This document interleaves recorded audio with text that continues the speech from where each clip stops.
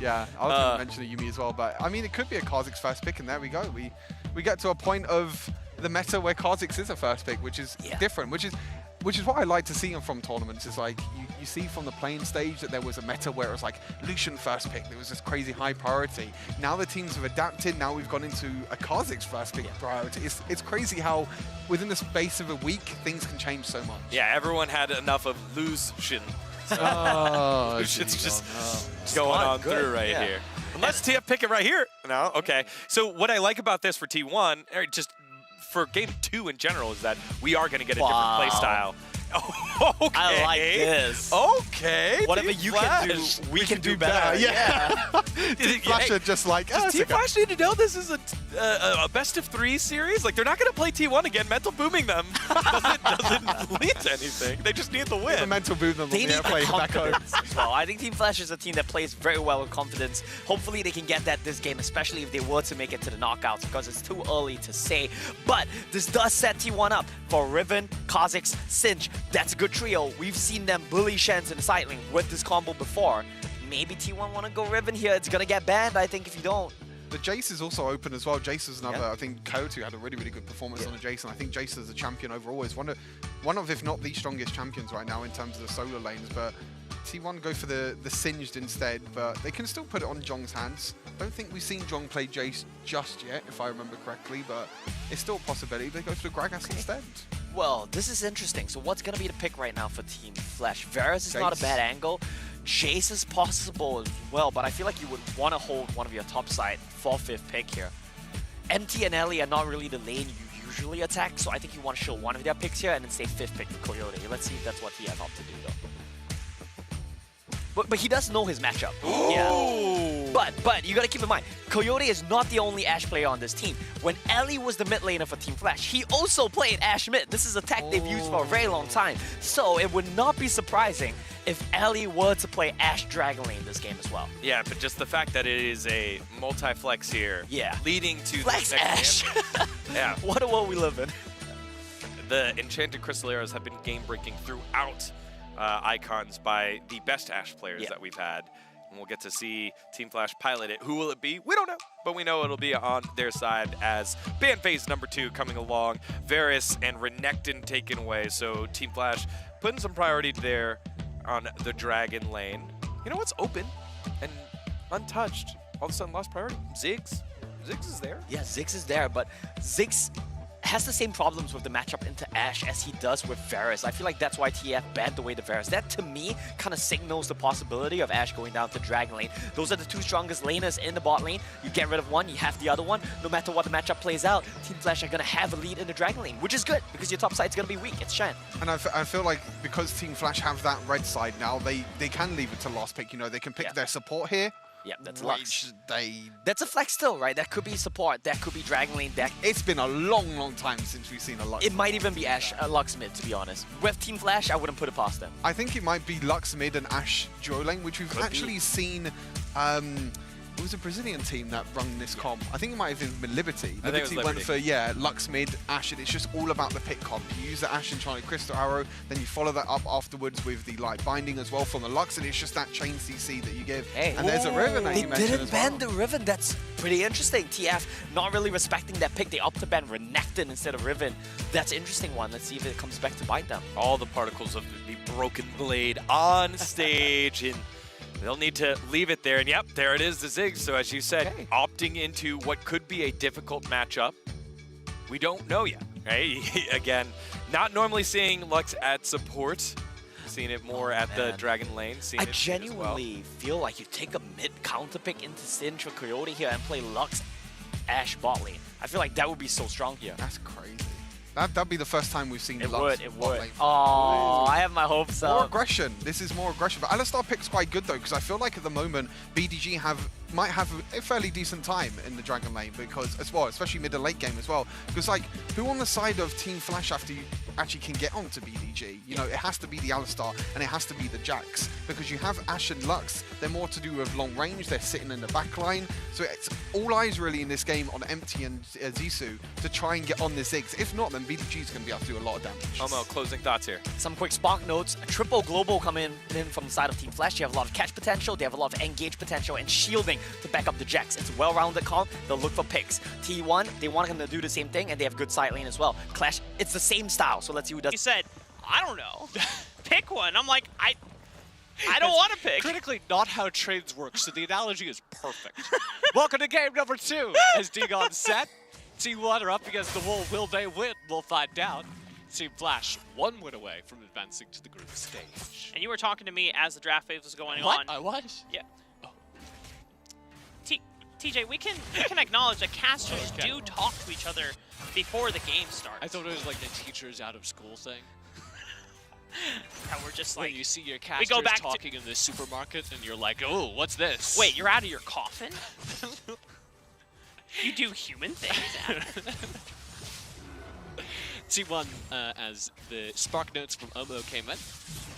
Very solid frontline engage, much more modular than last game. Like, you can kind of break it down on the same strategies as last game. Very, very solid team fight from T1. They want to catch 5v5s, but in comparison to last game, they can do the 3v3, 2v2 thing all right. They're flexible. Yep. They're down for whatever. I think the word you said was modular. And Modular. I really like that. Ooh, I like that. You said it. That's why. T1, very good at the 2v2s and 3v3s because any combination of their players can take a fight. Team Flash, on the other hand, need a very specific combination of players in order to win a fight or a pick or a skirmish. But here's the thing, Mark. It's available to order anywhere on the map. Correct. It is global. And you can do it at any point, at any time. Pull out your smartphone, say, I want an Ashe arrow in this top lane, stat. And it will land. The Shen can also teleport in, although it'd be a little weird to teleport into the top lane, but the Shen can teleport into the fight as well. And of course, the final spark can go across the map immediately behind the Ashe arrow. So, if everything lands, you can instantly have essentially a 3v anything in any lane at any time. I can imagine Zissou, upon hitting level 5, checking his map, checking his stats, being like, all right, guys, I'm calling it a tactical. Boom, top lane. Coordinates, 13, 0, 45. Target, John. So this is really good. I was kind of going for, I'm a 5-star Ashe arrow driver. You know, what's your rating? It's kind of where I was going. Ooh! He flashed it, Mark! That was almost a hit and run. Sure. So this is immediately where the arrows are going to go at the start of the game because you have Ellie able to follow up. And kind of the dream is that the Ashe arrow lands, you hit it with the light binding, you get a kill. BDG burns his flash to avoid it, which is not great for T1. Obviously better than being instantly killed, but Coyote's arrow will be up before BDG's flash is even a third backup. JY is coming in to respond, saying, hey, I know that my Dragon Laner is down to flash. I want him to be able to push in this wave safely. That's how they get you. You're never safe. This summer, Coyote's arrow is coming to a theater near you. A new Jordan Peele horror film. True. Coyote won't have access to that bottom lane for a moment because BDG has reset. Very likely knowing that Arrow is back up, but also knowing that he's out of mana. There's the Hawk shot to try and find him. Catches out JY. It's good information for Team Flash. As a jungler with an Ashe on my side, I always love the ability of hawk-shotting the enemy jungler's camps. It's like, okay, I can now path my rotation either away if I want to avoid JY, or towards him and look for the invade. And if you have Empty already on the top side of the map, if they feel bold, you can contest him at the blue buff. And this really is the promise of Empty. An Empty promise. Ellie will never have a friend. Oh. The Empty promise is that he locked in support, and he's never going to be in that duo lane.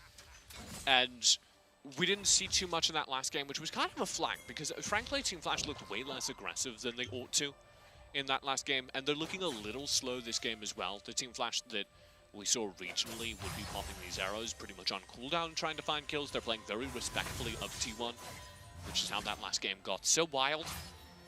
So I want to see more of the aggression from Empty, more of the roaming from Empty, leaving Ellie in lane, trusting Ellie to handle his own affairs, and playing through wherever Coyote wants to send an arrow. Right now, it's Dragon time! Next 15 seconds here.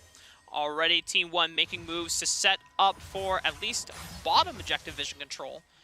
And now they're making their way to the mid lane so that they can bounce back between both places.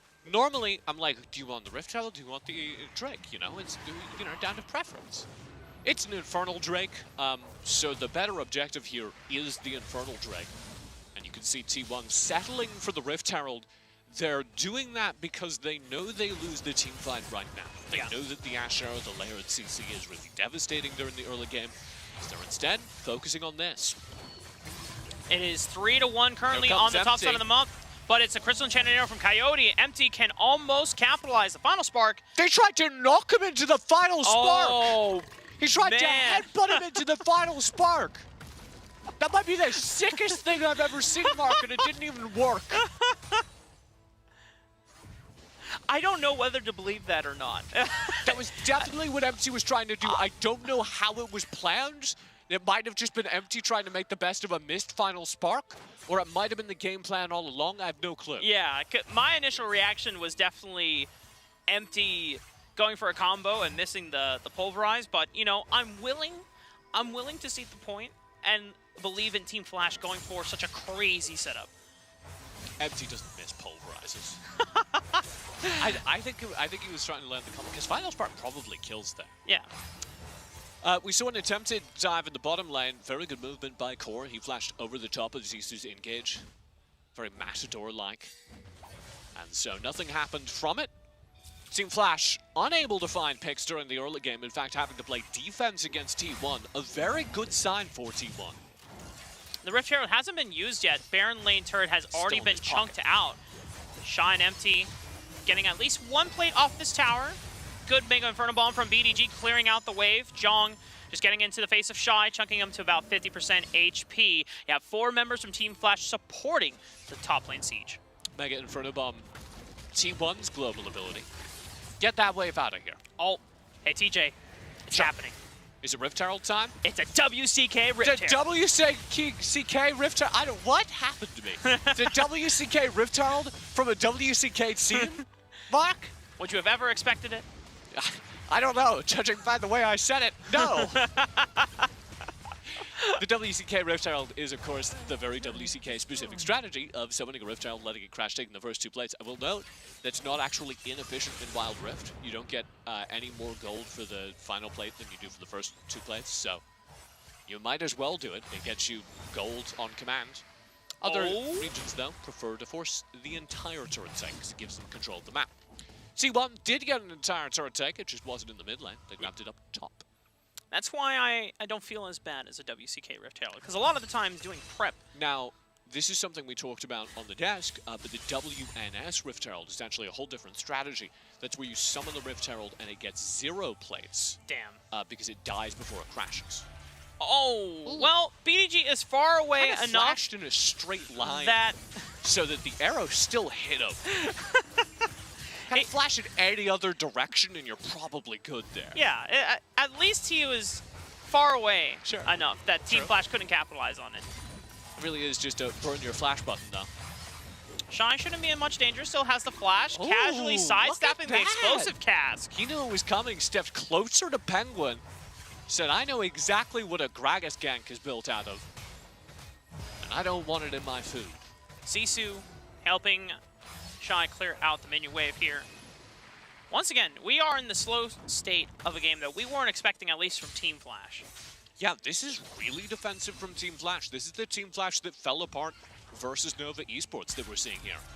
Okay, this time, Ellie binding. knows that he has no flash. Just needs one more auto attack. First blood from Team Flash, and now the rest of the reinforcements are coming in hot. Stand United gives Ellie the extra shield and tells JY back off.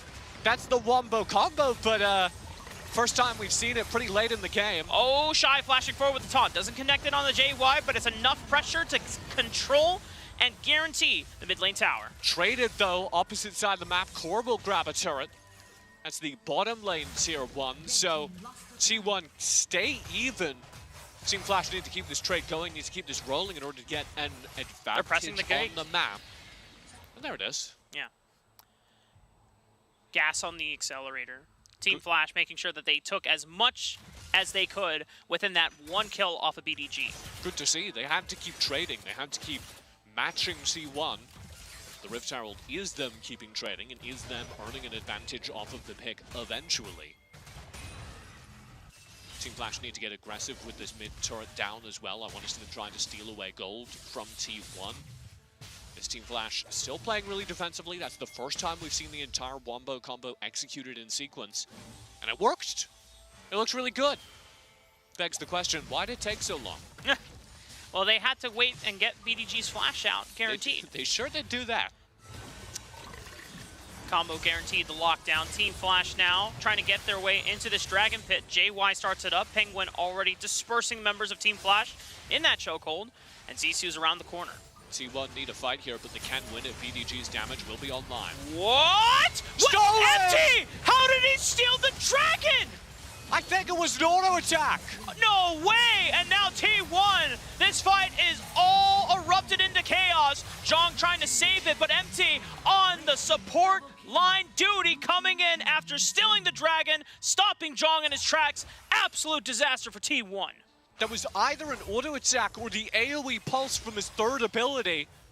And it was comboed with the arrow, because the arrow does AoE damage, so Coyote hit somebody else, stunned out their damage on the dragon, did an extra bit of burst, and Empty got the final tick. An absolute disaster for T1 is for sure. Team Flash fully pressing forward, and it seems that T1 have just lost all control. And Zissou goes a little too far forward, getting a little ahead of himself. T1 gracious enough to take a trade back. Baited in, and that's a positive trade for T1.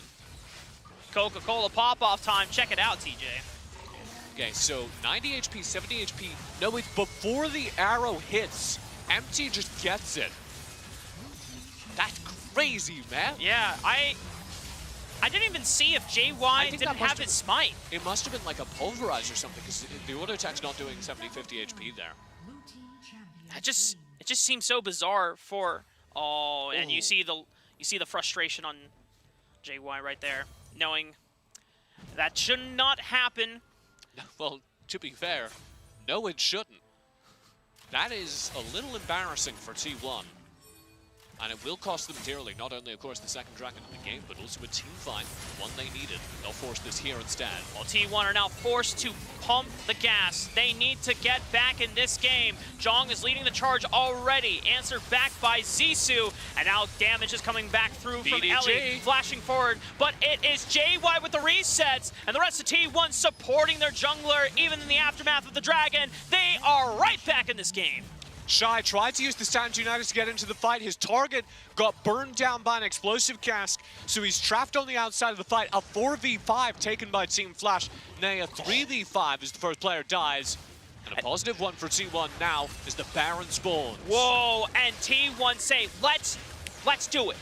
Right now, we're burning it down as fast as possible. Shy. They're doing a great job of it. 7,000, 6,000, but teleports are coming in. Shy is buying as much time as he can. Oh man, Coyote takes out JY. It has gone from pretty good to really bad for T1. Team Flash capitalize. They recognize that T1 were looking for everything, but Team Flash said, no, you can't have everything. You gotta slow down. We're the ones in control.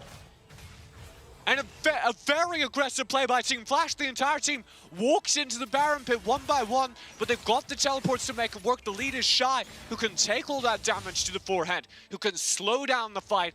Coyote spends hookshot, then arrow as soon as he can, and the combination buys so much time, gets those early kills. T1 have no way to finish the Baron and have to reset. Baron now held by C1. Check out this replay. Here it is again. Woo! Full commit in. Tanky Boy can take those hits. The arrow stalls out Penguin's retreat, does extra damage to BDG, and it's a final spark across the map, cutting off the choke point, ensuring the kill on BDG that wins all the damage from this fight. as Team Flash cleaned it up, taking advantage of the low health bars as that Baron had already cooked various members of T1. An ambitious move from T1. Definitely the confidence boost from the fight prior, but I feel like it was a moment that they needed to calm down and wait for resets. And now Baron in hand, Team Flash are sieging. They want at least an inhibitor. They also want to force these fights because this is one of the best chances they'll get all game. And they know it. T1 are going to try and stall out like they did last time. Team Flash pressing on all fronts. The Baron and powered minions chunking the turrets super easily. Already mid inhibitors gone. Shy, Zissou, and Ellie pushing through the bottom side of the map. Explosive cast sends them all astray. Empty once again with a powerful knock-up. And Team Flash. There it is. This time around, all three inhibitors have been taken in one Baron push. And do they have enough strength to close out the game right here, right now? Yeah, they do, Mark. Team Flash finish game number 2. Team Flash doing everything right by the book this time around. Team Flash showing why they are the #1 seed for the WCS, and they will advance to the knockout stage. That, of course, means T1 are eliminated 2-0, though that would not tell you the whole story. A better look for them in game number 1 and game 2, despite an ambitious team fight, one that looked good for them in the top lane. They got maybe nervous, forced the Baron fight, and things spiraled out of control. A much-needed win for Team Flash given over to them. You can see that in the aftermath of the game, Team Flash, while being gracious in victory, it's not an elated victory. They knew that the expectations were for them to win it. And after game 1... Check your hair. Gotta make sure, hey, am I still sweating from game 1? True. After that game 1, who knows what your hair is doing. Team Flash take a selfie, and it's got to be one that promises work ahead. They are the #1 seed from, as our friend Leonard said, the second best region in the world. And they got a much-needed win here to prove they're contenders for the championship. Now It's kind of hindsight 2020, right? But if you look at the situation in game, T1 just got 4 kills. They might have felt like this is it. This is where we flip the game on its head. And it's a very understandable call as well. It's just, it's very rough when you're put in that situation and you have to make these calls on the fly. It's just not enviable. You can see here that like T1 had that 2k gold lead, and then Team Flash had the 2k gold lead. Then T1 got them 4 kills up in the top side. It goes down to an even game, and then as soon as that even game happens, they try and flip the Baron. They think that, oh, we got an advantage, let's try and go do the Baron. But the problem is with T1's comp, they don't have a very fast Baron clear. They have a Singe, which does Baron really slowly. They just have Ziggs. Ziggs, yeah. Sorry, they just have Kha'Zix, really. To be fair, like Ziggs does a little bit damage to Baron, but it's not as quick as what you think. Like in Wild Rift, you know, the Baron, you need to take it so quickly because the death timers are so short. And they got to a point where Team Flash were able to use the teleports, use the Shen as well to ultimate in, and they were able to just clean up the Baron and the team fight. At the beginning of the day, we picked out 3 different lanes to focus on. I selected mid with Coyote and Core. Hugh selected Zissou and JY in the jungle. And then we had Shy and Jung in the top lane. Who do you think was the most impactful? To be fair, Shy won them that game 1. Yeah. Shy was a monster in game 1. Yeah. Yeah. I think